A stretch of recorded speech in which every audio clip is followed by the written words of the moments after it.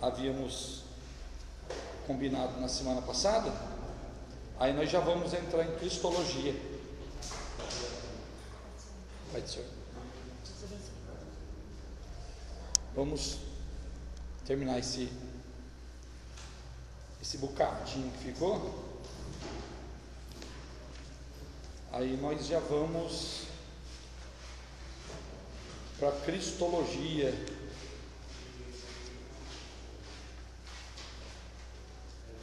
Vai, senhor.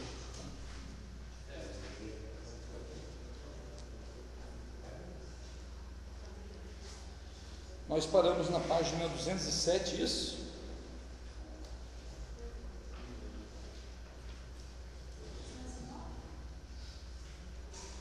(207), 207, né? 209?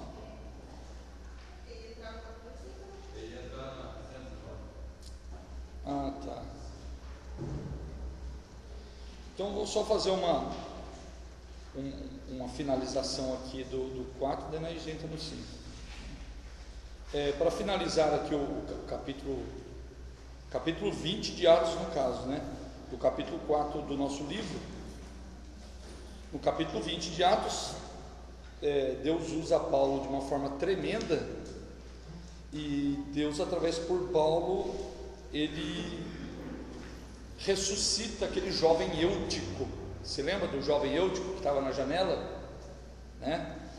Ele morreu e Deus, por intermédio de Paulo, ressuscita Eutico. Aí depois tem a viagem de Paulo a Mileto, né? Paulo decidiu ir por terras a Assos, enquanto seus companheiros de viagem foram de navio. Ao chegar na cidade, subiu numa embarcação em que estavam seus amigos, prosseguiram até Mitilene, continuaram navegando, passando por Samos, Trogilio, chegando no dia seguinte a Mileto. Paulo optou por não passar adiante de Éfeso, pois tinha pressa em chegar em Jerusalém. Depois de Mileto, Paulo ele sente de ir para Jerusalém, mas aí no 4.8.4 a Bíblia diz assim, que os irmãos, impelidos pelo Espírito, diz para Paulo não ir para Jerusalém. E aí, irmãos, a Bíblia diz claramente que foi o Espírito Santo, não foi nem o Espírito do homem, né?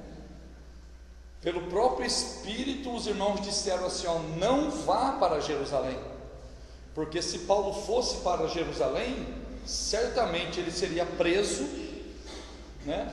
E o fim dele estaria certo. Pai do Senhor, Pai do Senhor. Amém. Aí eu pergunto para vocês: Paulo cometeu um suicídio ou não? Um exemplo, ele sabia que se ele fosse para Jerusalém, pode pegar aqui, ele sabia que ele fosse para Jerusalém, ele ia morrer.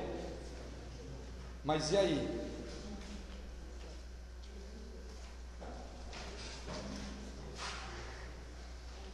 Vocês já ouviram falar do kamikaze? Vocês já ouviram falar do kamikaze?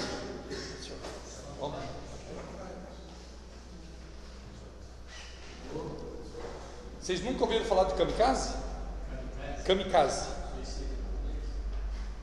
Sabe o que significa a palavra kamikaze no português?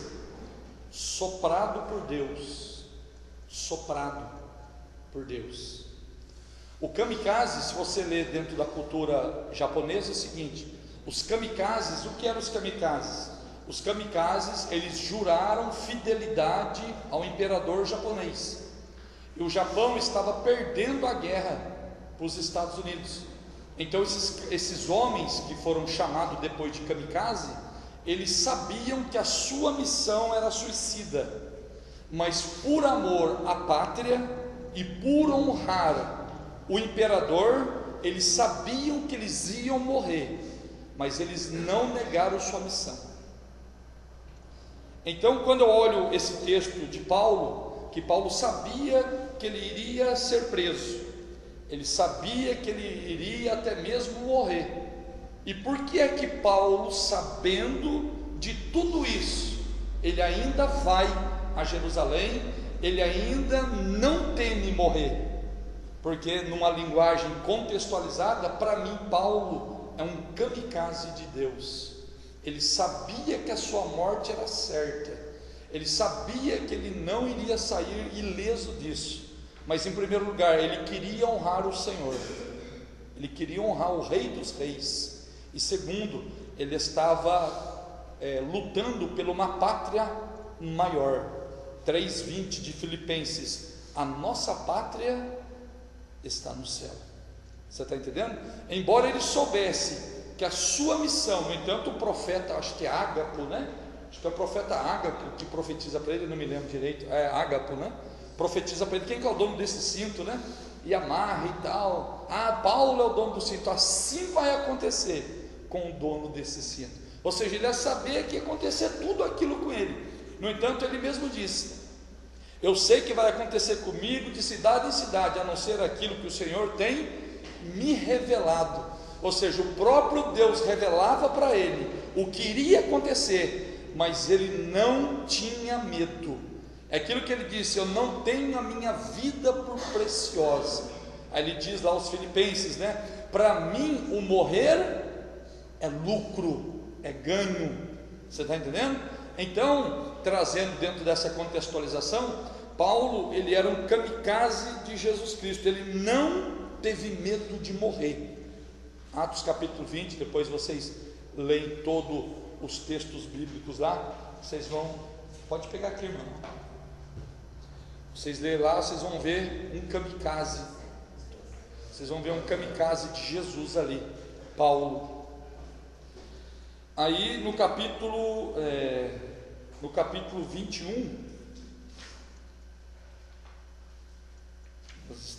aí chega o capítulo 5, né, do nosso texto. Paulo, ele vai até Jerusalém, né, aquilo que nós acabamos de falar no caso, né, no capítulo 21, Paulo vai até Jerusalém, sua viagem, prisões e os últimos trabalhos de Paulo, a última viagem de Paulo a Jerusalém. Lembramos que Paulo foi avisado pelos irmãos que pelo profeta Ágapo uma grande oposições e tribulações o aguardava em Jerusalém, e a fonte dessas advertências era o Espírito Santo. Mesmo ciente do que esperava da cidade de Davi, esse mensageiro de Cristo estava disposto a sofrer pelo reino de Deus, cumprindo assim o seu ministério. O que Jesus disse para ele em Atos 9,15, se lembra que nós lemos? Esse para mim é um vaso escolhido, e eu lhe mostrarei o quanto iria padecer. Você está entendendo? Então, na realidade, quando o próprio Cristo chamou Paulo, ele não enganou Paulo. Ó, Paulo, você vai ser uma rosa do meu jardim. O que ele falou? Você vai ser um vaso. E vaso, para ser vaso, ele tem que ser provado, não é? Vaso, para ele ser um vaso de destaque, tem os processos para se passar. Você está entendendo? O próprio Paulo diz que na casa de Deus tem tipos de vasos, né? Uns são para honra e outros para desonra.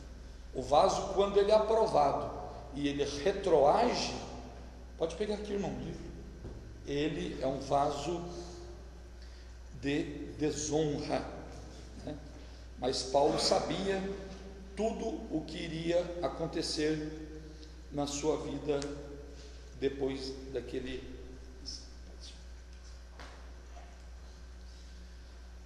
Aí chega o capítulo, aí tem aqui a passagem que Paulo raspa a cabeça. Eu não vou dar uma profundidade nesse assunto, irmãos. Era um voto que Paulo tinha dentro do ritual judaico, entendeu? De raspar a cabeça, né? E ele fez isso, e alguns até se escandalizaram com Paulo, e alguns, não conhecendo a Bíblia, eu me lembro que um dia um irmão raspou a cabeça na igreja. O Messias, não, nosso Paulo ali, ó. Há 20 anos atrás, tá, irmão? Ninguém se escandalize, né? Tem que falar a data, senão, né? Há 20 anos atrás, nós cantávamos na mocidade, aí um jovem da nossa igreja, ele tinha acabado de mudar de pastor, né? Mudou de pastor a igreja, e o jovem raspou a cabeça, porque fez caminho de rato, né? Aí, hoje é moda, né, fazer aqueles negócios, antes era chamado caminho de rato, né? Agora é moda, mas tudo bem. Então aí o jovem raspou a cabeça, aí o antigo pastor disse assim, ó: se eu tivesse lá ainda, eu ia disciplinar esse irmão, porque raspou a cabeça. Eu falei assim, então Paulo não podia congregar com ele, né? Porque Paulo raspava a cabeça. Né? Mas tudo bem, era um costume, né? Aí Paulo tem os embates com os judeus e a sua prisão em Cesareia. Diz aqui em Atos, né, 21, 28, diz assim, ó: varões israelitas, acudi, esse homem que por todas as partes ensina a todos contra o povo e contra a lei e contra esse lugar, e demais disso, introduziu também no templo os gregos e profanou esse santo lugar. Os próprios judeus acusando Paulo da profanação do templo. Você lembra que eu falei para vocês? Que para eles o templo, parede para um judeu é tudo, entendeu? Parede para eles é onde Deus habita. E o próprio Paulo, sendo um judeu formado aos pés de Gamaliel, ele teve a dimensão da revelação do Espírito, e ele escreveu dizendo: vós sois o templo. Você está entendendo? A intenção de Deus sempre foi habitar no homem, mas por causa da revelação progressiva, entendeu? Revelação progressiva de Deus só se cumpriu na nova aliança, através do sacrifício de Cristo nosso Senhor. Aí no capítulo 22 de Atos dos Apóstolos, tá? Eu estou tentando sincronizar o livro de Atos com o nosso livro aqui. Paulo contou novamente a sua história de sua conversão e como o Senhor lhe apareceu a caminho de Damasco. Paulo aqui no capítulo, se você ler todo o capítulo 22, você vai ver que Paulo, uma vez mais, ele conta na sua experiência. Capítulo 23, Paulo, página 212. Paulo está perante o Sinédrio. Se lembra do Sinédrio? 71 homens que julgavam. Paulo pertencia ao Sinédrio, irmãos. Agora ele está diante do Sinédrio, porque agora ele deixou de fazer parte de um daqueles que julgavam a causa, mas agora ele é aquele que está sendo julgado. Paulo está sendo julgado. E sabe o que eu acho interessante? É que Paulo, mesmo estando julgado, mesmo estando ali perante todos, ele não retroagiu. Ele diz aqui,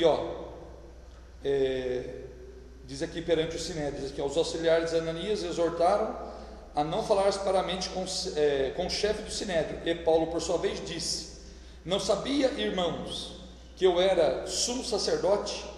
Porque está escrito: não dirás mal do príncipe do povo. Êxodo 22, 28. O pensamento mais comum é de que Paulo estava usando a ironia e dando a entender que não reconheceu o sumo sacerdote, devido à sua atitude de mandar alguém feri-lo, demonstrando assim que, numa corte como aquela, ele não teria chance qualquer de ser julgado com integridade e competência. O discípulo destemido, ciente da presença dos fariseus e saduceus, provocou uma discórdia entre os dois lados. Paulo, se lembra que ele era fariseu? Então ele já sabia o que acontecia com os fariseus, e ele conhecia também os saduceus. Ele sabia que no Sinédrio não se julgava corretamente. Aí o que Paulo faz? Ele causa um problema entre eles mesmo, né? Aí diz aqui que naquela noite, na prisão, Paulo possivelmente sentiu-se desanimado e abandonado, e recebeu do Senhor a seguinte revelação: Paulo, tem bom ânimo, como de mim testificasse em Jerusalém, assim importa que testifique também em Roma. A Bíblia não revela, mas essas palavras devem ter alimentado a fé do servo de Deus, para que ele tivesse as suas forças renovadas para enfrentar o que estava por vir. Ou seja, O próprio Deus falou para Paulo: ó, não tenha medo, você vai chegar em Roma. Sabe por quê, irmãos, Paulo não tinha medo também? Porque havia uma promessa que ele iria testificar perante os reis. Você está entendendo? Lá em Atos 9,15 mesmo. E até agora Paulo ainda não tinha pregado para nenhum rei. Paulo ainda não tinha testificado diante de nenhum rei. Então, ou seja, é claro que Paulo aqui está diante de uma palavra direta de Jesus, entendeu? Porque tem algumas frases soltas no nosso meio que é perigoso, né, pastor? Quem tem promessa não morre, né? Tem muita gente assim, né? Quem tem promessa, não vai morrer não tem promessa. Aí vive capengando, um pé na igreja, um pé no mundo. Aí diz: não, tem promessa. É condicional. Você está entendendo? Não, ó, Deus falou. Eu nunca me esqueço, irmão, de um jovem, não é tão jovem assim, né?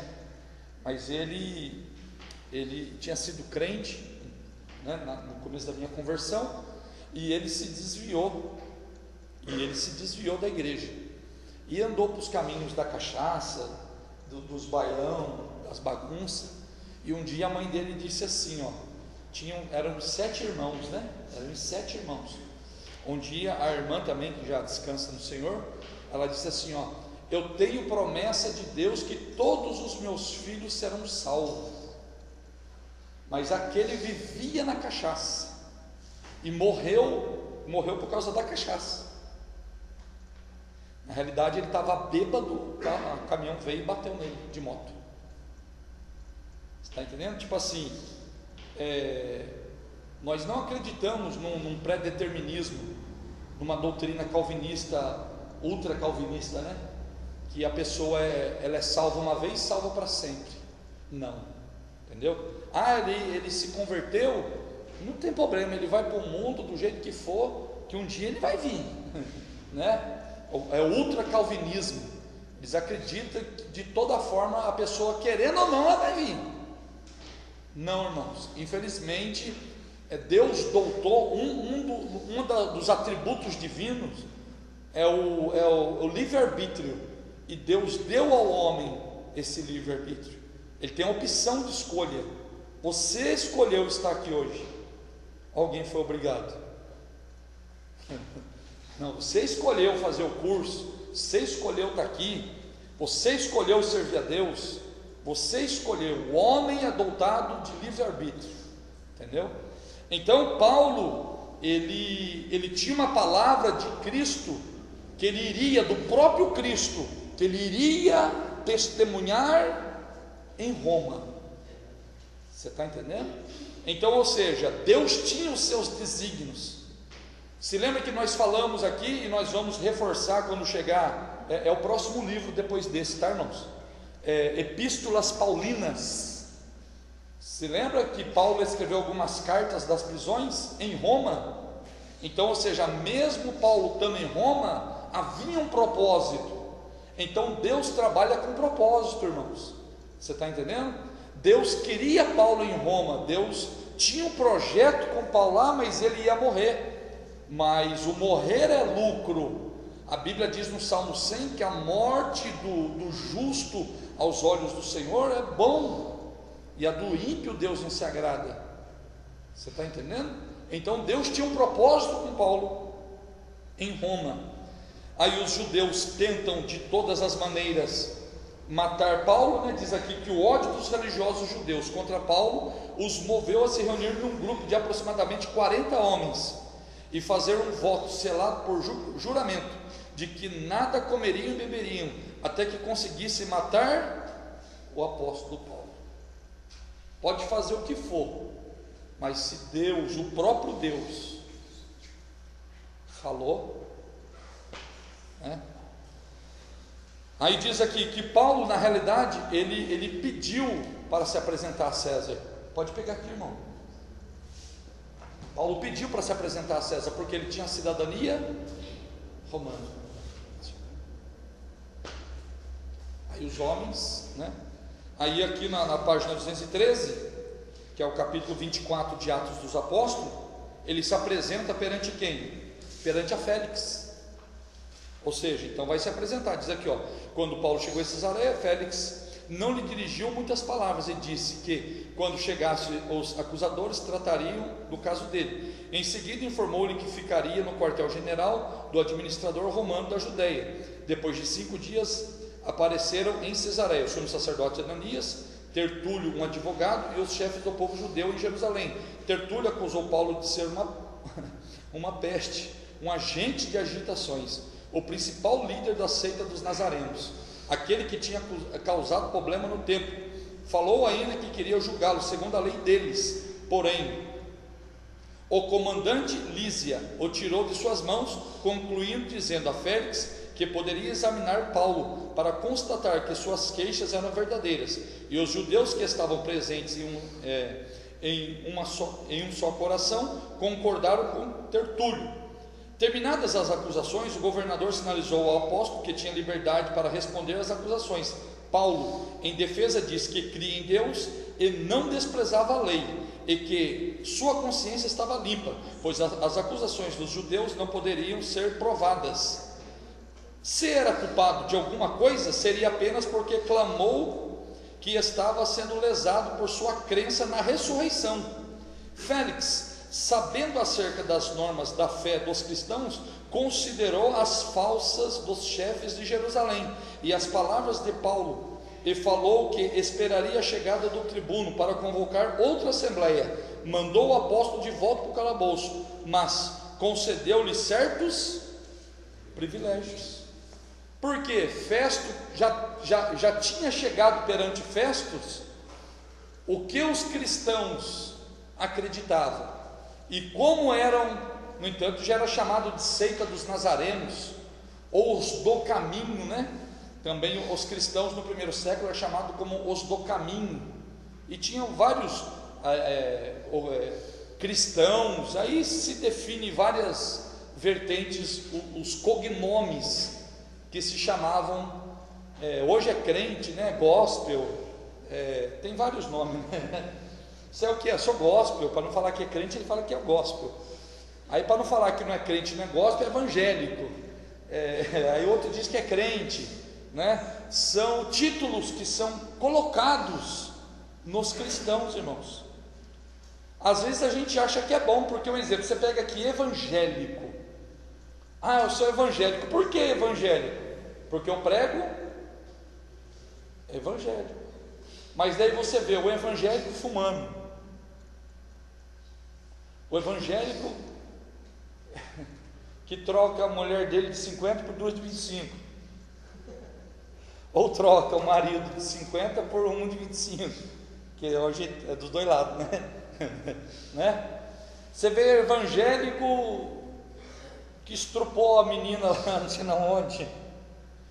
É evangélico, irmão. Daí o evangélico lá, vocês viram essa reportagem do pastor que engravidou a mulher lá, porque ele leu lá na Bíblia que era para adulterar com ela.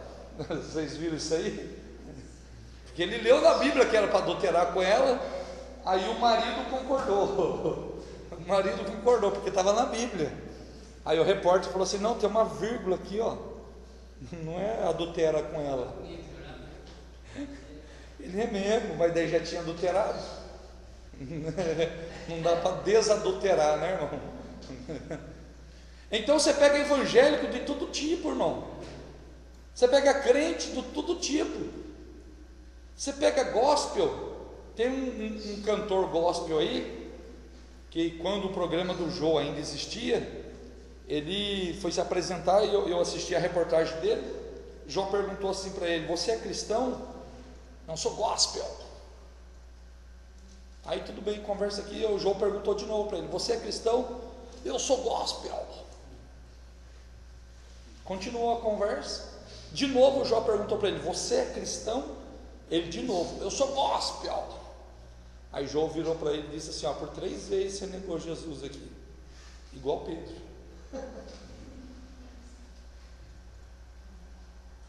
Porque é feio falar que é cristão, né? Então é gospel, é mais bonito. Na realidade, irmãos, eu estou até escrevendo um pensamento lá. Por que não sou evangélico? Porque tem evangélico no Senado lá roubando. Por que não sou evangélico? Porque eu sou filho. A Bíblia me chama de filho. A Bíblia não me chama de crente, a Bíblia não me chama de gospel, a Bíblia não me chama de evangélico, a Bíblia não me chama nem de cristão, para você ter uma ideia, porque quem chamou os seguidores de Cristo de cristãos foram os moradores de Antioquia, que era a maioria grego, não foram nem os, você está entendendo? Cristãos porque seguem a Cristo, mas na realidade a Bíblia nos chama de filhos de Deus. João 1,12: todos aqueles o quanto receberam, deu-lhe o poder de se tornarem filhos de Deus. Você está entendendo? 1 João 3,2: amados, agora somos filhos de Deus, e ainda não é manifestado que havemos de ser. A Bíblia nos chama de filhos, a Bíblia não chama nós nem disso e nem daquilo. Aí que está o grande problema da igreja, não conhecer a sua identidade. Você está entendendo? Porque quando eu conheço a minha identidade, eu sei quem eu sou.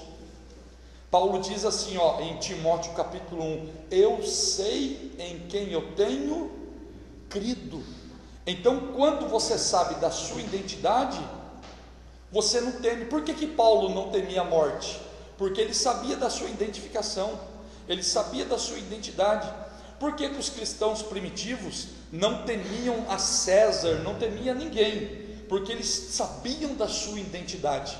E por que é que hoje há uma fragilidade no meio da cristandade? Porque eles não sabem da sua identidade.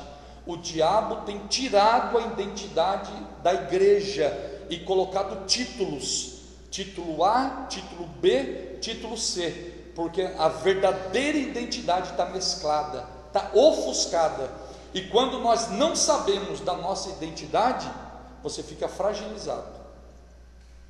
Você está entendendo? Então nós temos que saber a nossa identidade, somos filhos. Aí os aproveitadores, é bom frisar isso aqui, pastor, que os pregadores da teologia da prosperidade dizem assim, então já que você é filho de Deus, Deus é rei, então você tem que ser rico, porque Deus é rico. Não sei se vocês já ouviram isso, né? Na realidade, irmãos, não tem nada a ver uma coisa com outra. Você está entendendo? Nós somos filhos de Deus por intermédio do sacrifício de Cristo. No entanto, é o que nós vamos estudar aqui, até o finalzinho aqui, nós vamos aprender que nós somos irmãos de Jesus, no sentido de ter Deus como Pai. Você está entendendo? Cristo é o nosso irmão mais velho, no sentido de ter Deus Pai como nosso Pai. Nós não temos os atributos de Cristo, não podemos confundir atributos divinos com a nossa adoção em Cristo a Deus, porque nós não éramos, mas pelo processo de Cristo, Deus nos adotou e somos filhos de Deus. Amém? Pastor Marcelo, eu vi uma pregação do Abílio Santana quando Jesus tinha casa na praia, e vai pregou isso aí no Niterói. Irmãos, você falou de riqueza, ainda estava falando que Jesus era rico, e Jesus tinha casa em Cafarnaum, que era cidade litorânea, daí começou a falar e começou a falar alguma coisa. vocês já ouviram falar de Orlando Boyer? Quem já ouviu falar de Orlando Boyer aqui? Já ouviu, meu pastor? Isso, espada cortante, aquela enciclopédia também. Orlando Boyer, irmãos, ele foi um dos únicos missionários pioneiros na Assembleia de Deus, consagrado pela convenção, que era solteiro.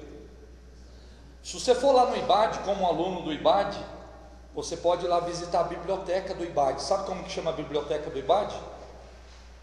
Orlando Boyer. Sabe que Orlando Boyer fala disso aí? Que a casa que a Bíblia Santana diz que era de Jesus, essa casa é de Pedro, em Cesareia, em Cafarnaum.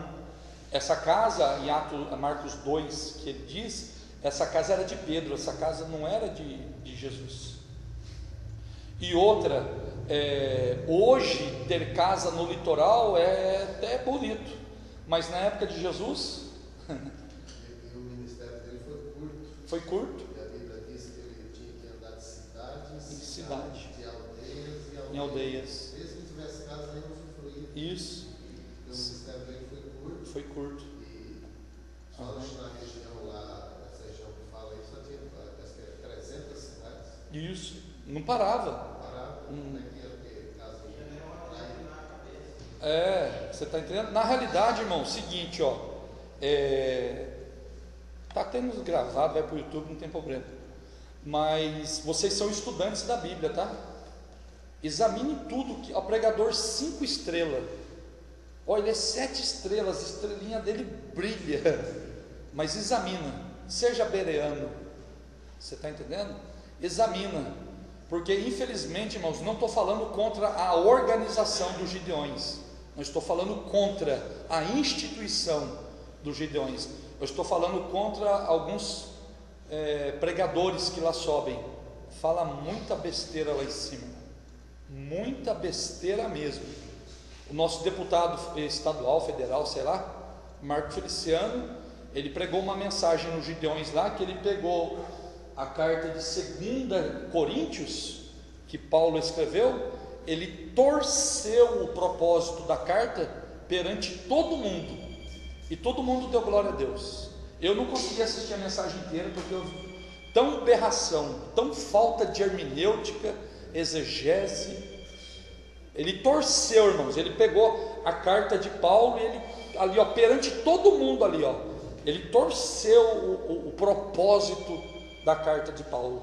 Aí eu nem assisti inteira a mensagem. Na hora que eu vi ele torcendo todo o conteúdo da mensagem, eu estava na casa do meu sogro e disse: ó, irmão, assiste aí, porque tá dando ânsia em mim e eu não posso fazer nada. Quem sou eu, irmão? Marco Feliciano é popstar, irmão, é estrelinha de Jesus. de Lucas, as mulheres que sustentavam Jesus, Isso, complicado, irmão. Aí eu li uns textos, né, que Jesus tinha tesoureiro, que Jesus tinha uma túnica e não sei o que, para tentar falar que Jesus era rico. Você está entendendo? Então, irmãos, vocês são estudantes, e como estudantes, vocês têm um dever de averiguar. Quer que eu fale a verdade para vocês? Ontem eu arrumei um problema com o professor lá da faculdade, do bacharelado. Ele falou uma inverdade tão grande lá, na aula, que aí tem um pastor amigo meu de Curitiba, que o cara é top na teologia. Antes de eu refutar o professor, eu liguei para ele e falei: ô, meu amigo, o que você acha disso? Rapaz, está muito errado esse conceito aí. Eu disse: não, eu já sabia, só queria ter uma segurança.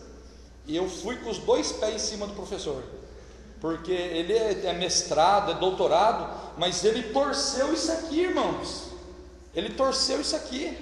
Qualquer teologia que torce isso aqui, ó, pode voar para cima, irmão. Voa para cima com gosto mesmo, entendeu? E eu nem sei se eu vou continuar a faculdade lá, porque depois de ontem azedou.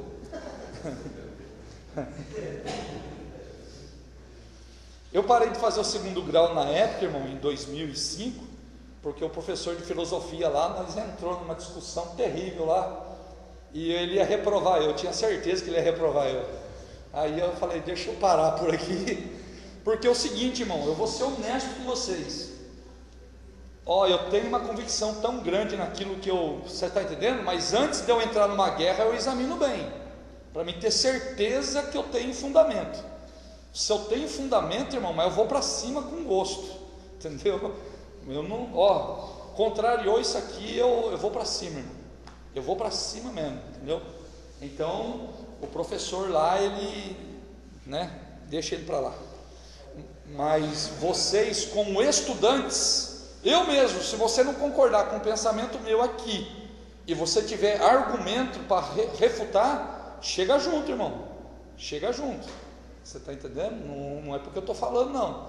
Se você tem argumento, base, conteúdo para refutar o que eu digo, chega junto, porque eu sou homem, sou fraco e falho também, nós temos que reconhecer quando erramos, entendeu?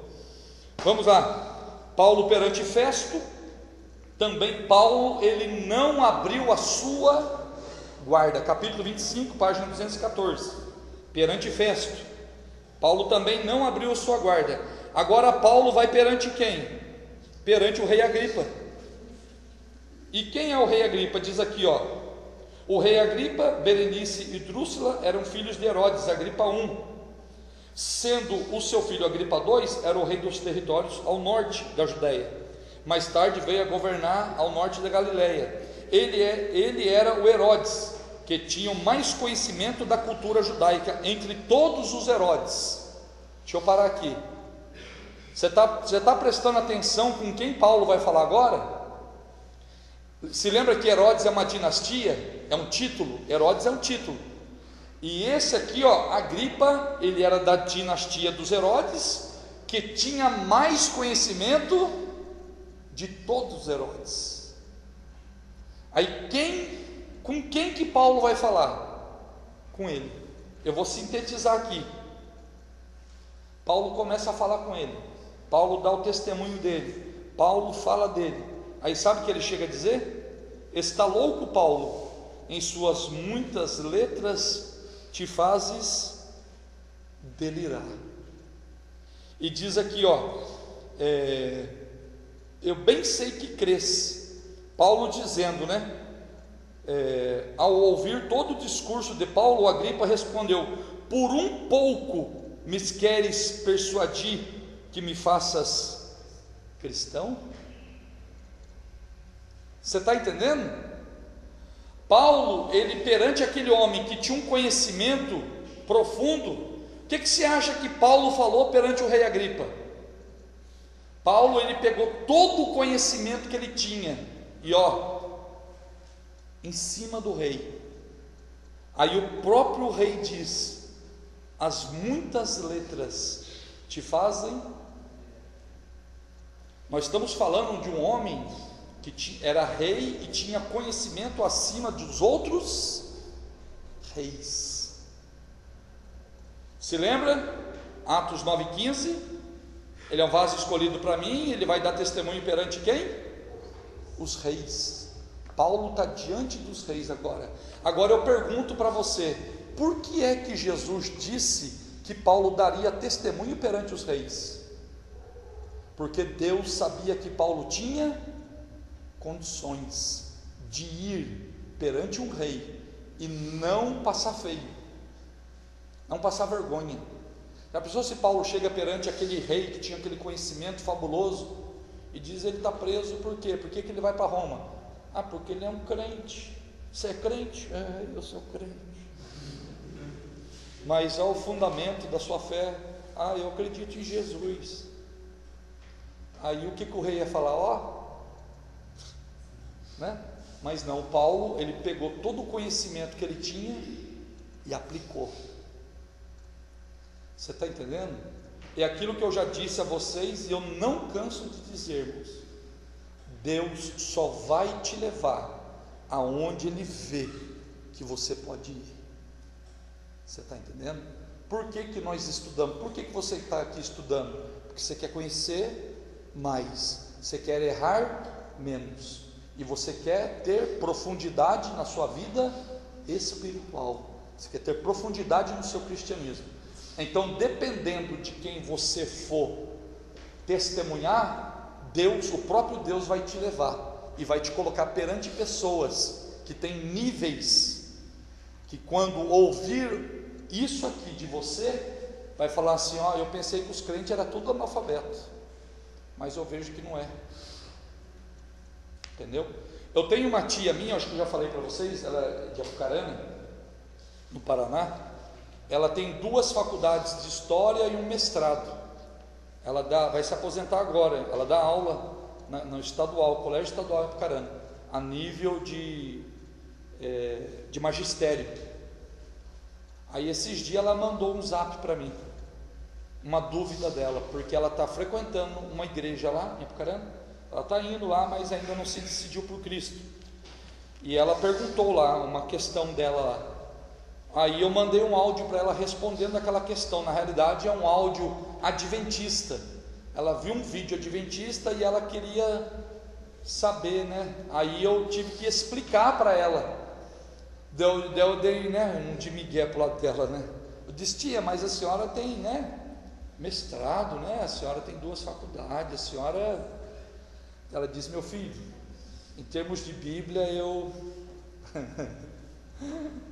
não conheço nada, então eu sei que você estuda, que você está sempre se dedicando, eu preferi perguntar para você, porque eu sei que você, aí isso que eu falo, é confiança, né? Eu sei que você vai me responder algo coerente. Aí eu dei a resposta para ela. Você vê, tem 2 faculdades e um mestrado, uma pessoa do nível, né? Então aquilo que eu digo para você, estude, dedica-se, que se Deus quiser te levar para um patamar maior, se Ele vê que você tem condições, Ele vai te levar. Amém? Daí tem aqui Atos capítulo 27, na página 217, que é a grande tormenta e ministério na ilha de Malta. Paulo agora, ele está indo para Roma, ele pega o avião, todos nós sabemos. Aí eu escrevi assim, ó: Paulo predisse com precisão a destruição do navio que levaria a Roma. Um anjo do Senhor lhe apareceu de madrugada, dizendo que ele não afogaria. Ele e quem mais? Todos que estavam no navio. Olha a diferença de Jonas para Paulo. Um está no propósito, outro está fora do propósito. Quem está fora do propósito, todos que estão no navio, paga preço, irmão. Você está entendendo? Agora Paulo está dentro do propósito, e todos que estão no navio serão salvos. Você está entendendo? Ou seja, a ordem foi clara: ninguém sai, todos ficam, porque o Senhor me deu a palavra através do anjo, que todos que estão comigo no barco não vai morrer. Está entendendo? Dentro do propósito. Por quê? O que o próprio Deus disse para ele? Convém que você vai para Roma. Tem gente querendo matar, tem gente querendo persuadir, tem gente querendo impedir. A tempestade vem, o barco se arrebenta tudo, a tempestade é forte, mas Paulo não morre. Aí Paulo chega em Malta. O que acontece na ilha de Malta? Está frio lá, não está? Vamos fazer uma fogueira aí, irmão? Está frio? Aí a Bíblia diz que Paulo pegando ali, né, uns gravetos, umas lenhas ali, o que acontece? Uma serpente vem. E o que Paulo faz? Na onde? No fogo. Serpente, para lá embora, o que nós temos que fazer com ela? Manda fogo nela, irmão. A serpente sai voada. Aí os homens ficaram: rapaz, você viu? A serpente veio, ele não morreu, rapaz. Você vê, gente querendo matar, vento, tempestade, perseguição, calúnia, mentira. Para finalizar, a serpente entrou na serpente de novo. Matou? Não, pelo contrário. Tem uns doentes aí, rapaz, será que você ora? Opa, traz aí. E Paulo orando para os doentes. Você está entendendo? Ou seja, quando Deus tem propósito, o propósito de Deus era que Paulo estivesse em Roma. Nada ia impedir. Nada iria impedir. Mas a palavra de Deus impediu Paulo ser picado? A palavra de Deus impediu Paulo sofrer naufrágio? A palavra de Deus impediu Paulo ser açoitado, ser perseguido, ser caluniado? Não. Ou seja, ele tinha uma palavra de Deus, que ele iria comparecer a Roma, entendeu? Mas as coisas iriam acontecer. Aí ele diz lá em Gálatas 6,17, se não me falha a memória: ninguém me inquiete, porque eu trago no meu corpo as marcas do Senhor Jesus. Se lembra, Atos 16, açoitado, apanhou os vergões, você está entendendo? Paulo dizia assim, ó, eu tenho as marcas do Senhor Jesus. Que marca é essa? Marca de açoites, de perseguição, marcas de naufrágio. Paulo tinha cicatrizes. Sabe o que eu aprendi quando eu estava no quartel, irmãos? Eu aprendi assim, ó, você quer ver o que inspira um recruta? Quem serviu o quartel aqui também? Então acho que vocês vão lembrar o que eu vou falar aqui, ó. Eu não sei se vocês ouviram isso. Eu servi aqui no Borba Gato. Era a fala da época, né? 94, 95 foi o ano que eu servi. Dizia assim, pastor: o que inspira um recruta eram as marcas de um major, de um tenente. Diziam assim, ó, me lembro que tinha alguns senhorzinhos que de vez em quando ia lá, dizia assim, ó, ele lutou na Segunda Guerra. Aí a gente tudo, né, cabecinha pelada, né, tudo novinho ali. Aí, né, aquilo inspirava todo o pelotão, porque dizia, ele tem uma marca assim, tem uma marca assado e tal, porque ele lutou na guerra, não sei o que, né? Então Paulo inspirava os novos com inscritos na fé, porque Paulo tinha as marcas de um guerreiro. Por isso que Paulo diz, olha Timóteo, nenhum soldado que está em serviço se embaraça com as coisas dessa vida, a fim de agradar aquele a qual o alistou. Ou seja, todos os soldados de Cristo, ele traz marcas, ele tem marcas no seu ministério, marcas na sua vida. E que tipo de marca que eu posso trazer, que você pode trazer? Marcas de integridade, de fidelidade, de mulher de Deus, de homem de Deus, entendeu? O homem de Deus passava, não é assim, pastor? O homem de Deus passava e alguém dizia, ó, ali vai um santo homem de Deus. Marcas. Então, por que nós estamos falando de Paulo hoje? Porque Paulo, ele deixou as marcas dele, ele deixou o rastro de Cristo na sua vida. No entanto, nós falamos aqui em Atos 17, os homens falaram, olha, aqueles que têm alvoroçado o mundo chegaram também aqui. Quem que era? Paulo e a sua comitiva. Ou seja, aqueles homens que estão revolucionando o mundo, chegaram também aqui. Você está entendendo? Então, o que as pessoas, irmãos, podem falar de nós amanhã? Irmão, está vindo aquele tribuloso para cá, meu Deus do céu, sangue de Cristo, vou mudar até de cidade.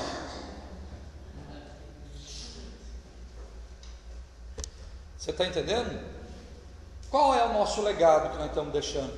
Estamos fazendo igual Paulo? Né? Aí nós conhecemos a última etapa da viagem de Paulo, né? Paulo diz aqui, por passar 3 meses em Malta, Paulo e outros entraram em uma embarcação. Na proa do navio havia figuras dos deuses míticos, Castor e Pollux, tido como os guardiões dos marinheiros, que teriam supostamente avaliado os marinheiros e soldados, após a aventura arrepiante antes de chegar a Malta. A primeira cidade a apartarem foi Siracusa, ilha da Cilícia. Lá permaneceram por 3 dias e depois seguiram para Régio e para Puteoli, a 100 quilômetros de Roma, onde permaneceram uma semana.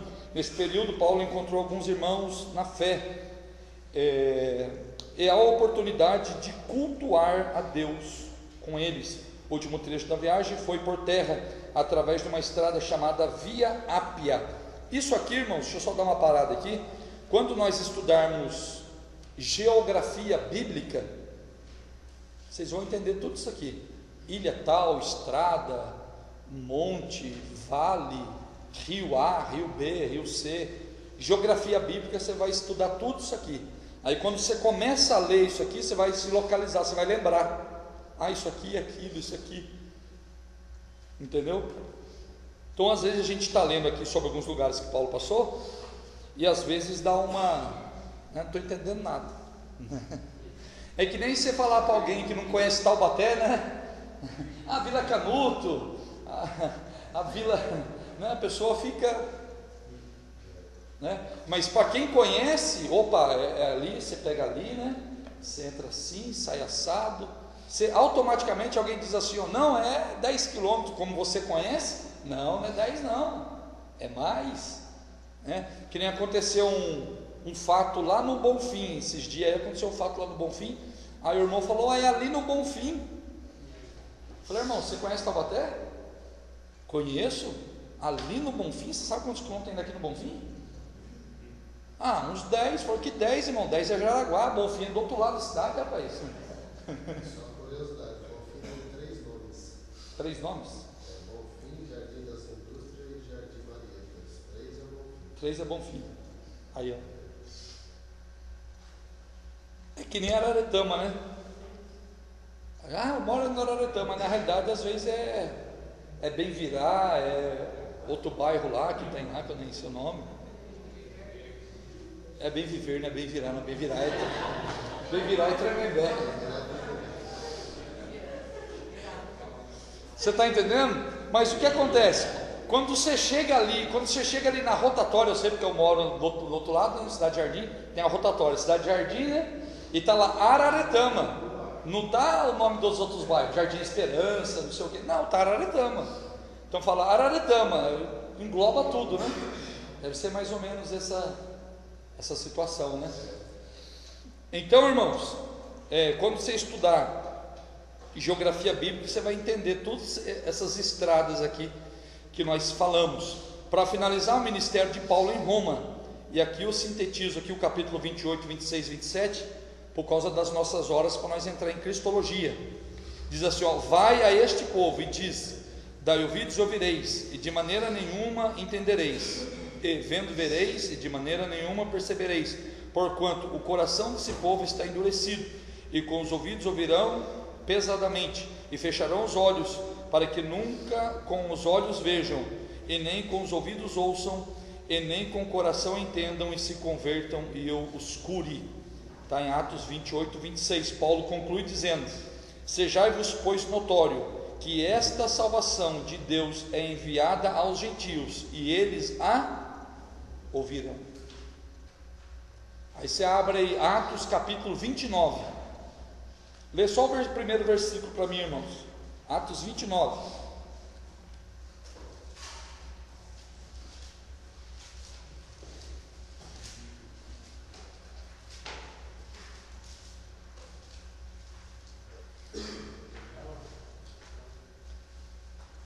Achou aí, irmão?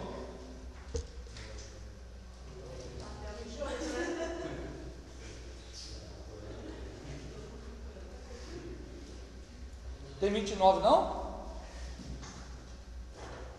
Aqui eu sintetizo e finalizo.